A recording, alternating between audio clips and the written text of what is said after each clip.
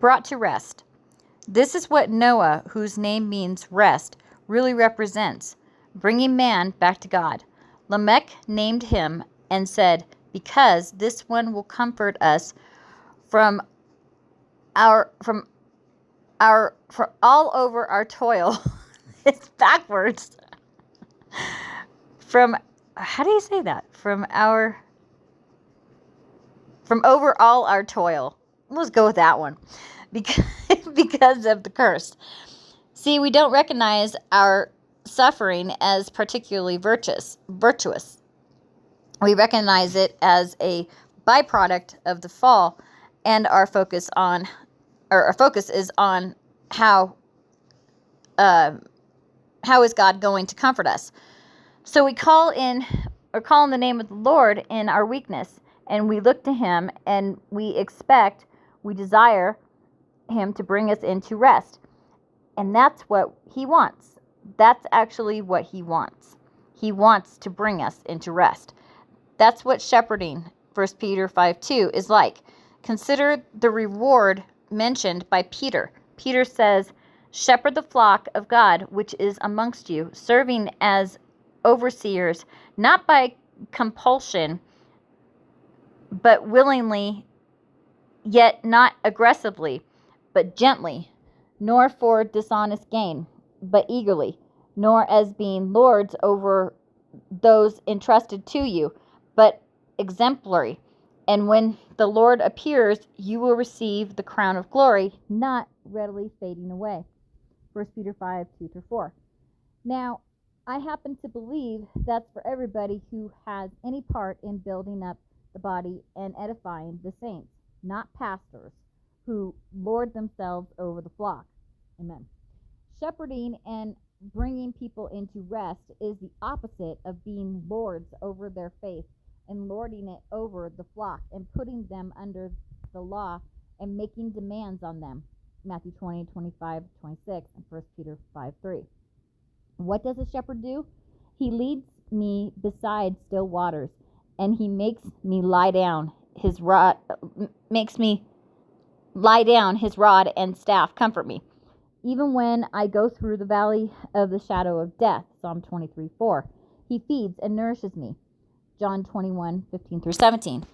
He restores my soul, Psalms 23:3. I go astray, but he bore all my iniquities, Isaiah 53:4-6. He's shepherding me into glory, John 10:27-29. He's shepherding me into rest, Hebrews 4:1-11. He's making me lie down. Surely goodness and mercy shall follow me, Psalm 23:6. He makes the table for me in the presence of my enemies, Psalm 23:5. I don't have to worry about anything, Philippians 4:6-7. The Lord is my shepherd, I shall not want. A shepherd shepherds, John 10:11. A shepherd points to the sheep.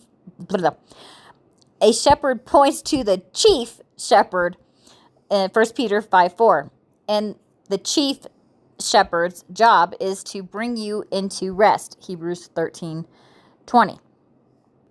Some of those were tongue twisters. This is what the ark represents. Noah represents rest. And if you go with Noah, you're going to be brought to rest. Amen. And he's been given to comfort the people because of all the toil on the earth. That's what Lamech said.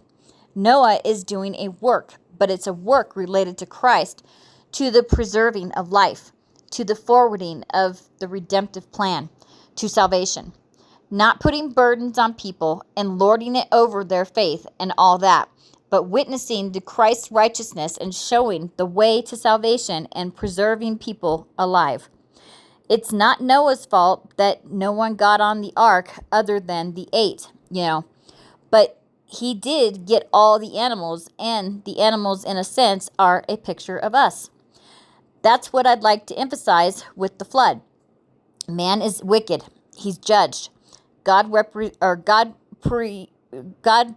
repented that he made him.